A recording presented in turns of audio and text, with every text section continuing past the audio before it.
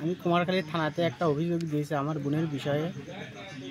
আসলাম নামে একজন লোক, অর্থাৎ আমার বোনেরই ভাসুর, সে তার রুমেতে অনাকাঙ্ক্ষিতভাবে তার জোরপূর্বক মুখ চাপে ধরে ঘরে আটকায় রাখে।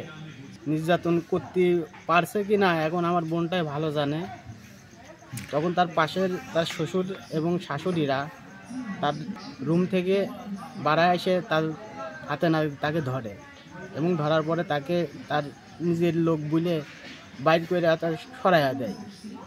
এখন এই বিষয়টা নিয়ে আমি থানাতে ডিডি করেছি এর বিচার। আমি রাত্রে বের হয়েছি, ভাত রান্না করতে দিয়েছি রাইস কুকারে, সেটা বের করে ঘরের মধ্যে ছিলাম। তারপরে বাইরে গেছি যে আবার ভাত খাওয়াছে, তার সুইচ উঠাতে ছাগলের বাইরে বের করেছি পেশাব করানোর জন্যে, সেটা বের করে একবার ঘরে আইছি, ভাত হয়েছিল না। পরে আবার গেছে, তখন হয়েছে, তখন সুইচ উঠে ঘরের ভিতরে এসে দেখতেছি এখন আসলাম বসে রয়েছে ঘরের ভিতরে। আমি বলতেছি আপনি কিসের জন্য, কষে কী কামাইছি তুমি জানো না? আমি কাছে না, আমি জানিনি। তাছাড়া মুখ পাই দেয়, কষে তুমি আশপাশে তো কিছু তো শুনেছো? আমার কাছে না, আমি শুনি নাই।